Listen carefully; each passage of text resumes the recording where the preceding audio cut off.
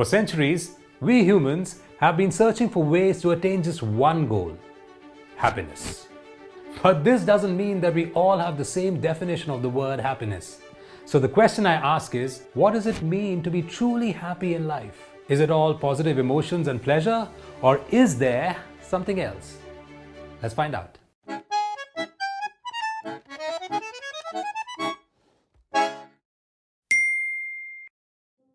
While all religions and cultures have spoken in detail about happiness and have laid ethics and morals to achieve the same, let me take you back to the views of the two Greek philosophers, Aristippus and the great Aristotle. As per Aristippus, happiness was to maximize pleasure and positive emotions while minimize pain and negative emotions. We call this hedonism. Hedonism focuses on the feeling good aspect of happiness.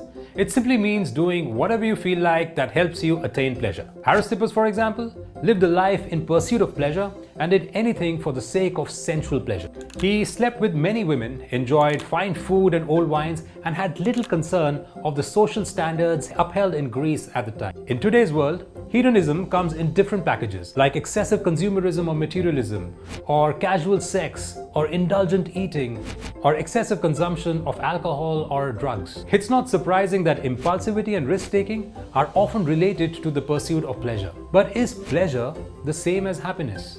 If your answer is no, which I'm assuming it is, then the question is, what is happiness? Simply put, happiness is a life well lived. Contrary to Aristippus, Aristotle proposed a eudaimonic approach to happiness, which focuses on pursuit of excellence and the best within us. As per him, a life of eudaimonia or good spirit is a life of striving. It's a life of pushing yourself to the limits and finding success. Happiness is achieved by making the right choices using reason and logic. It involves engaging in actions that are consistent with development and expression of one's best potential and in pursuit of intrinsic goals. Happiness is a state of non-contradictory joy, a joy that is without penalty or guilt, a joy that does not clash with any of our values. It's a joy of not escaping our minds, but instead using our minds to its fullest power. Happiness is motivation by love. Love to enjoy that one values and not motivation by fear to escape or disvalue. For example, happiness is creating something new in work even though one has to face many obstacles and not escaping getting blamed or fired by boss. Happiness comes from seeking a passionate romance and not from being with just anyone to escape loneliness. The goal of life cannot be attained by a zero-seeking method. Achieving life is not equivalent of avoiding death. Joy is not the absence of pain. Intelligence is not the absence of stupidity. A mind that is happy experiences these 6 realizations. Number 1 is self-discovery. It involves 2 aspects: know yourself and choose yourself. In other words, become who you are. Happiness calls upon each person to strive toward self-realization. The realization that one experiences is something like, I know who I am, or I'm on the path of knowing who I am. Second element is identification and development of one's best potentials.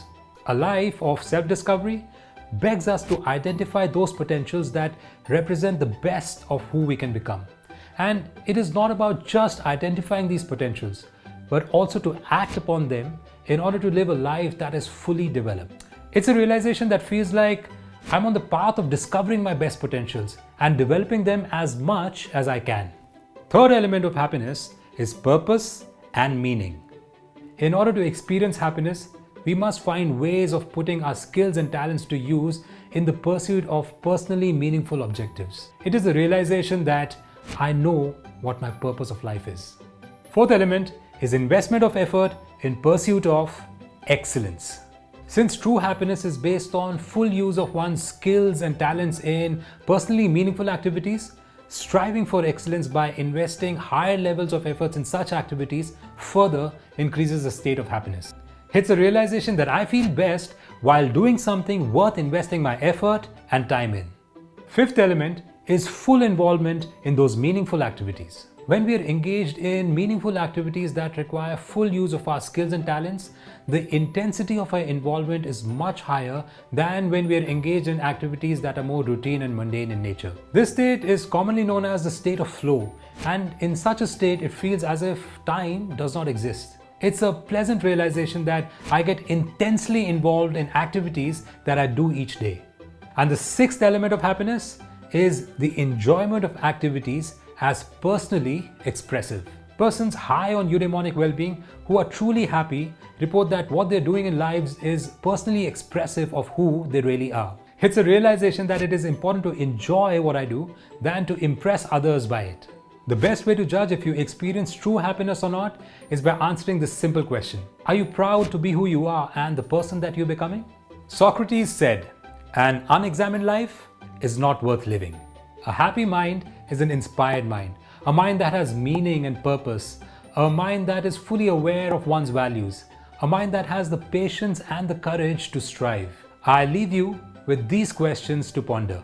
Do you look forward to each new day? Do you look forward to seeing what life has in store for you in the years ahead? Do you awaken with a sense of excitement about the day's possibilities? Do you prefer to participate fully rather than view life from the sidelines? These questions are worth introspecting. If the answer to this is not a firm yes, then the coming episodes are going to be extremely helpful for you as I break down the concept of happiness logically, objectively, and most practically. In the next episode, I'm going to take you through the logic of inspiration, what is inspiration, and how we can make inspiration a habit. Stay tuned.